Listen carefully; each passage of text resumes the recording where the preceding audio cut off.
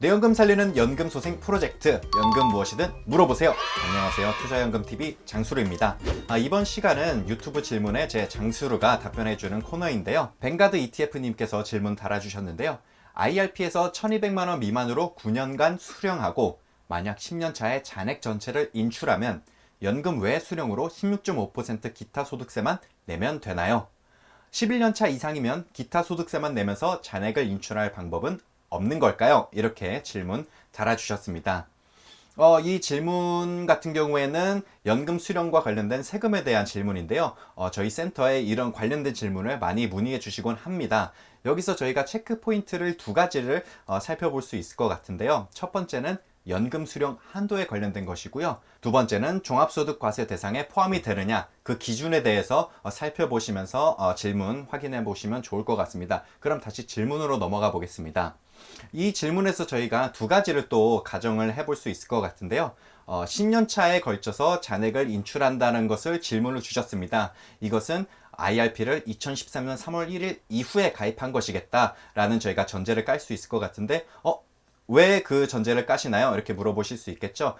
바로 다음에 설명해 드리도록 하겠습니다. 그 다음 두 번째 전제로 가져갈 것은 기타 소득세에 관련해서 질문을 주셨어요. 근데 이 기타 소득세에 관련된 것은 IRP 내에서도 세액공제 받은 금액 또는 운영수익과 관련된 것입니다. 따라서 이 뱅가드 ETF님께서는 IRP에 세액공제 받은 금액과 운용수익으로 적립금을 가지고 있는 상태에서 이런 질문을 남겨주셨다. 요것으로 이제 전제를 깔고 가면 좋을 것 같습니다. 그러면 첫 번째 포인트, 연금 수령 한도부터 한번 짚어보겠습니다. 연금 수령 한도는 어려운 것이 아닌데요.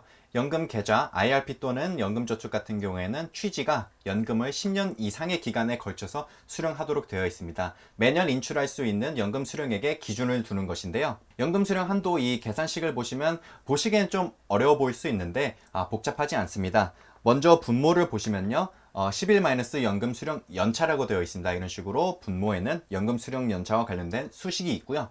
분자는 연금 계좌의 평가액, 간단하게 말해서 당시에 있는 연금 계좌 잔액이라고 보시면 될 것 같습니다. 그리고 100분의 120을 곱하게 되어 있는데 간단하게 120%를 곱한다, 이렇게 생각을 하시면 될 것 같습니다. 하나하나 그러면 찬찬히 살펴보도록 할까요?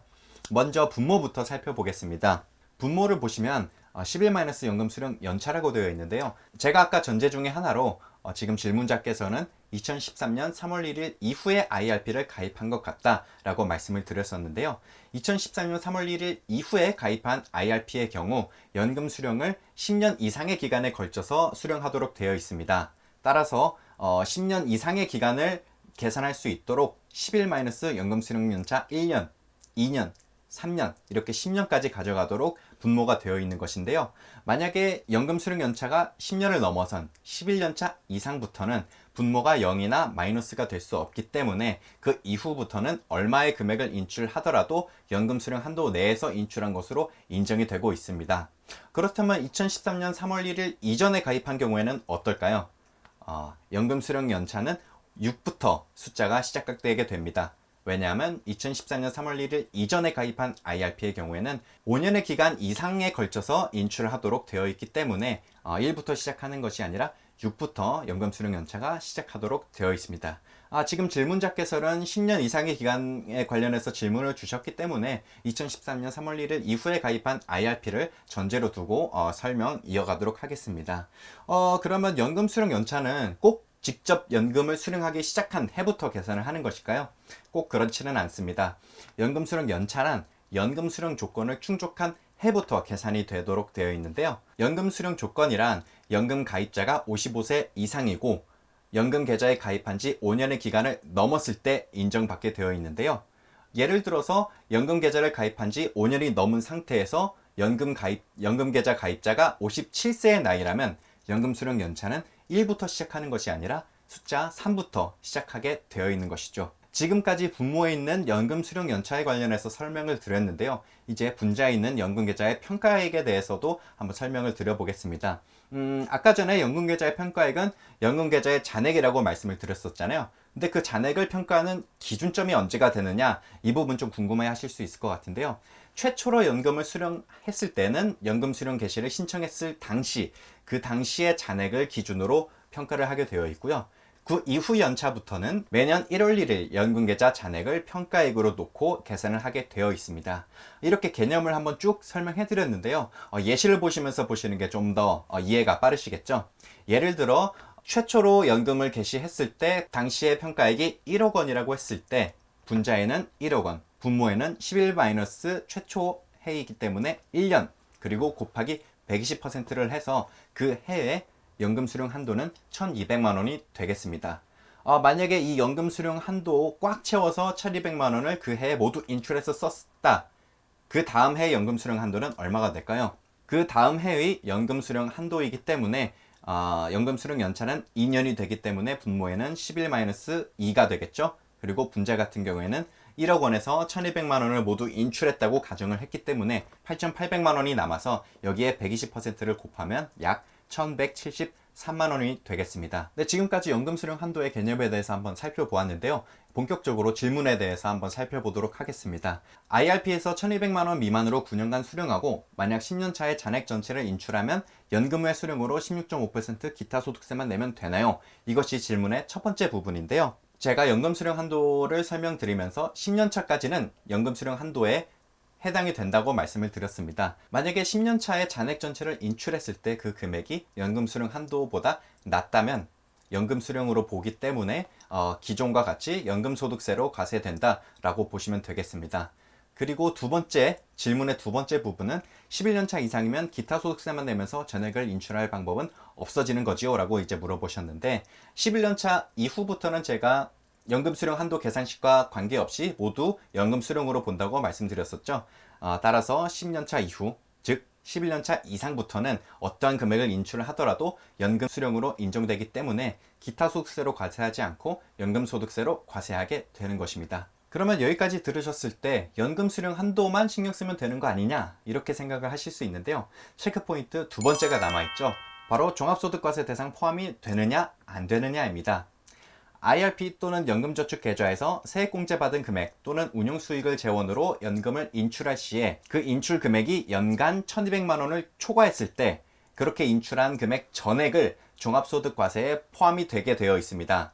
따라서 10년차 또는 11년차에 남아있는 잔액 전액을 인출했을 때 그 금액이 1,200만 원을 넘어갔을 경우 기타 소득세 과세만 신경 쓸 게 아니라 종합소득 과세에도 포함이 될 수 있겠구나 라고 이제 신경을 써주셔야 하는데요. 그럼 이해하시기 쉽도록 하기 위해서 예시를 한번 들어보도록 하겠습니다. 세액공제 받을 금액 또는 운용수익만 남아있는 상황에서 잔액이 5천만 원이 있다 라고 가정해 보겠습니다. 이때 연금 수령 한도를 그냥 쉽게 이해를 하기 위해서 3천만 원이라고 한번 가정을 해볼게요. 실제 이제 계산에 맞는 금액은 아닐 수도 있지만 그럴 경우에 이 잔액 5천만 원을 모두 인출했을 때 연금 수령 한도 3천만 원을 초과한 2천만 원은 연금 외 수령으로 보고 기타 소득세 분리과세를 하도록 되어 있습니다. 그러면 나머지 3천만 원 같은 경우에는 연금 수령 한도 내에 인출한 것이니까 그냥 연금 수령으로 보고 연금 소득세 과세를 하게 되어 있느냐 이렇게 생각하실 수 있는데요. 그렇지 않습니다.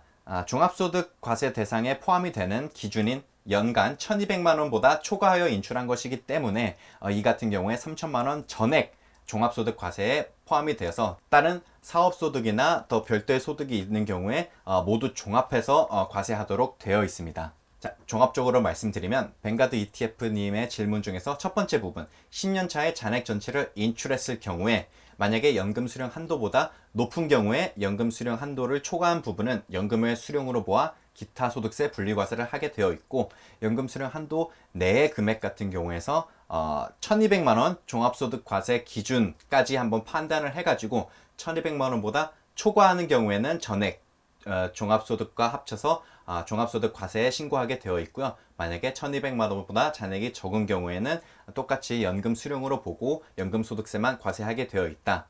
그리고 11년차 이상의 기타 소득세로 분리과세를 이제 물어보셨을 때 11년차 이상부터는 모두 연금 수령으로 보기 때문에 기타 소득세로 과세하는 경우는 없고 1,200만 원을 초과하는 경우에는 종합소득과세에 포함이 될 수 있다. 이렇게 답변을 드릴 수 있을 것 같습니다. 그런데 여기서 참고로 알아두셔야 할 게 현재 2022년 세제 개편안이 준비가 되어 있는데요. 만약에 세제 개편안이 통과하면 내년 2023년 1월 1일부터 세액공제 받을 금액 또는 운용 수익이 연간 1200만 원을 초과했을 때 종합소득과세 뿐만 아니라 16.5% 세율로 기타 소득세 분리과세 중 한 가지를 선택할 수 있도록 되어 있습니다. 따라서 2022년 세제 개편안이 통과하게 된다면 2023년 1월 1일부터 뱅가드 ETF님께서 질문의 두 번째에 물어보셨던 것처럼 11년차 이상의 잔액 전체를 인출했을 때 종합소득과세에 포함시키지 않고 16.5% 세율의 기타 소득세로 분리과세를 선택할 수 있는 것입니다. 지금까지 뱅가드 ETF님의 질문에 답변을 해보았는데요. 뱅가드 ETF님께서 답변에 좀 도움이 되셨길 바라겠습니다. 이상 장술이었습니다.